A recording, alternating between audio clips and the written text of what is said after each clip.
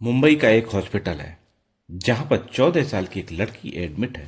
उस लड़की के इलाज के लिए लेडी डॉक्टर, पूछताछ के लिए तो लेडी पुलिस अधिकारी, साफ सफाई के लिए तो कोई लेडी डिपार्टमेंट से ही जाएगा।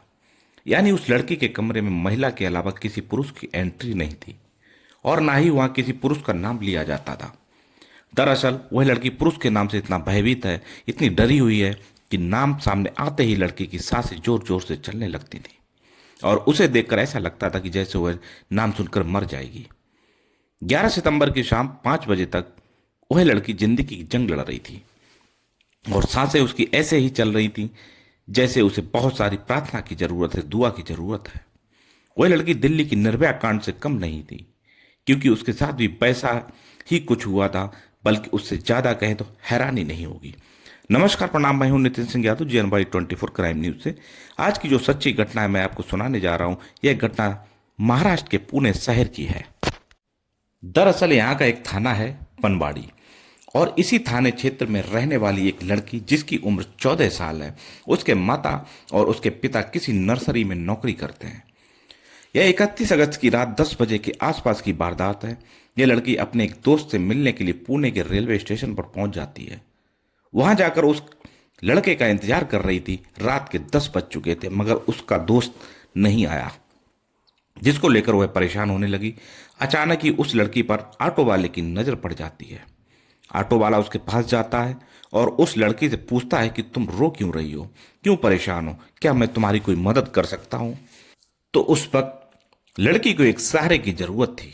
उसे लगा कि शायद यह जो व्यक्ति है जिसकी उम्र लगभग 30 साल थी, उसने अपनी दास्तान को उसको सुना दिया और उसको बता दिया और कहा कि वो अपने घर वालों की बिना मर्जी के यहाँ रेलवे स्टेशन पर अपने दोस्त से मिलने के लिए आई थी। दोस्त नहीं आया इसलिए वो परेशान है। इतना सुनने के बाद वो ऑटो वाला वहां से चला जाता है और करीब 10 मिनट बाद वो फिर वापस लौट कर आता है। उसने कहा कि जिसका तुम इंतजार कर रही हो, दरअसल वो लड़का बाहर खड़ा हुआ है और वो यहाँ आना नहीं चाहता है। वो शर्मिंदा है, अपने किए पर शर्मिंदा है।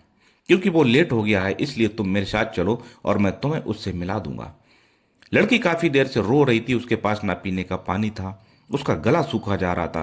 तभी उस ऑटो ड्राइवर ने उसको पानी की एक बोतल दी तो उस लड़की ने उसका पानी पी लिया। दोनों साथ साथ बाहर चल रहे थे। अचानक से लड़की को चक्कर आने लगते हैं और वह गस खाकर इससे पहले गिरती हुई लड़का उसे ऑटो तक लेकर पहुंच जाता है और उसके बाद उसे एक घने जंगल की ओर ले जाता है, जहां ले जाने के बाद उसके साथ बलात्कार करता है और कई घंटे तक उसे अपने साथ रखता है। उस 14 साल की लड़की, उसे कुछ होश नहीं आ रहा था क्योंकि वह नशे में थी। उसे पानी के रूप में कुछ नशीला पदार्थ पिलाया गया था। इसके बाद जब 2 या 3 घंटे बीत जाते हैं, वो ऑटो वाला ड्राइवर एक लॉज में ले जाता है। एक छोटा सा होटल होता है। उस होटल में जब लेके जाता है तो वहां पर पहले से ही कुछ लड़के और कुछ युवक इंतजार कर रहे थे। लड़की एक कमरे में जाती है। 31 अगस्त की रात 10 बजे यह वाकया शुरू होता है। उसके बाद होटल में जाने के बाद उस लड़की को अंदर कमरे में बंद कर दिया जाता है और उसके पूरे कपड़े उतार दिए जाते हैं, यानी कि उसके बदन पर एक कपड़ा नहीं था। अब वो लड़की शर्मा रही थी और परेशान थी कि अब वो करे तो करे क्या, और उसके साथ पहले ही बलात्कार हो चुका था। उसके साथ लगभग 12 लड़के बारी बारी से रेप कर चुके थे। दिन निकल आता है और दिन भर यही काम चलता रहता है। एक के बाद एक लड़का आता रहता है और उसके साथ रेप करता है। यह सिलसिला लगातार चलता रहता है। शाम हो जाती है, यानी कि इस कमरे के अंदर वह लड़की लगभग 24 घंटे तक रहती है और वह 12 लड़के 24 घंटे तक उसके साथ लगातार बलात्कार करते रहते हैं। वह भूख प्यास से व्याकुल थी, परेशान थी। वह कई बार कहती है कि मुझे खाने के लिए कुछ दे दो, मुझे पीने के लिए पानी दे दो, मगर कोई भी उसकी गुहार नहीं सुन रहा था। उसकी चीखों की आवाज भी उस कमरे से बाहर भी नहीं जा रही थी। इस बीच वो लड़की बार बार रिक्वेस्ट करती रही, अपने आप को बचाने की गुहार लगाती रही। तभी इनमें से एक लड़के को उस पर दया आ जाती है और इसके बाद वो लड़का उसको लेकर मुंबई के एक दादर रेलवे स्टेशन पर छोड़ देता है। अब ये सारे आरोपी फरार हो चुके थे। उन्होंने सोचा कि शायद वह लड़की चली जाएगी। दादर रेलवे स्टेशन पर जाने के बाद वहां 2 सफाई कर्मी मिलते हैं और दोनों सफाई कर्मी उस लड़की की हालत देख उसके साथ बलात्कार करते हैं, यानी कि अभी भी वो उन लोगों उन लोगों से बची थी कि दो सफाई कर्मियों ने भी अपनी प्यास उसके साथ बुझा ली थी।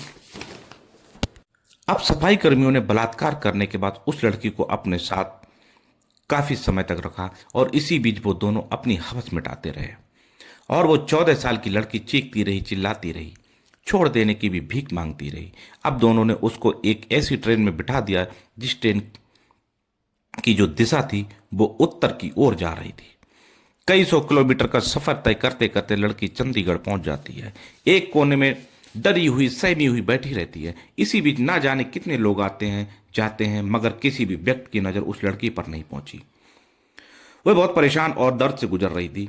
उसकी परेशानी किसी को दिखाई नहीं दे रही थी और किसी ने जानने की कोशिश नहीं की कि 48 घंटे में से ज्यादा उसके साथ 12 लोग और 2 सफाई कर्मचारियों ने उसके साथ बलात्कार किया था।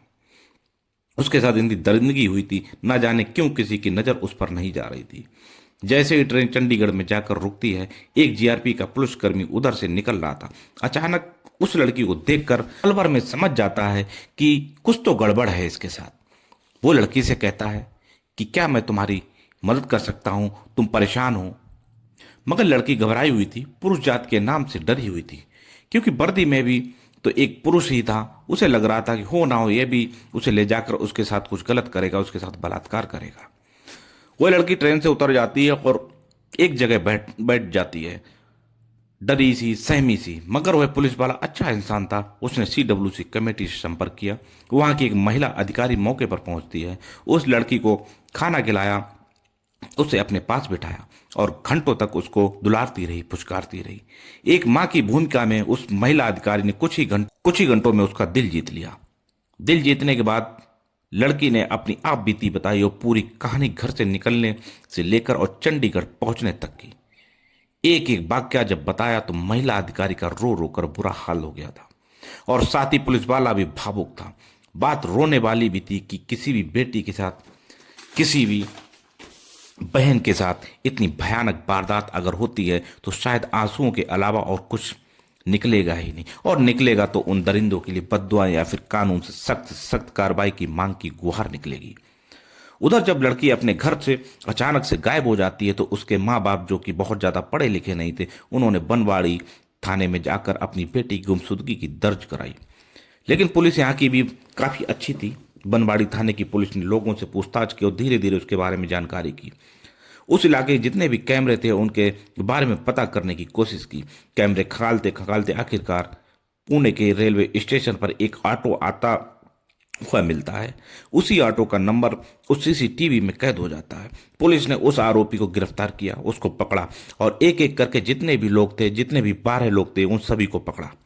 उस लड़की के द्वारा दिए गए बयान के आधार पर रेलवे पुलिस सफाई कर्मियों को भी गिरफ्तार किया गया। फिलहाल पुलिस ने अभी तक 16 लोगों की गिरफ्तारी की है। इस कहानी को सुनाने का मकसद किसी को परेशान करना नहीं है, ना ही किसी का दिल दुखाने का है, बल्कि आपको सचेत करना है, आपको जागरूक करना है। आप जहां भी रहें अपना ख्याल रखें, सुरक्षित रहें। जय हिंद, जय भारत।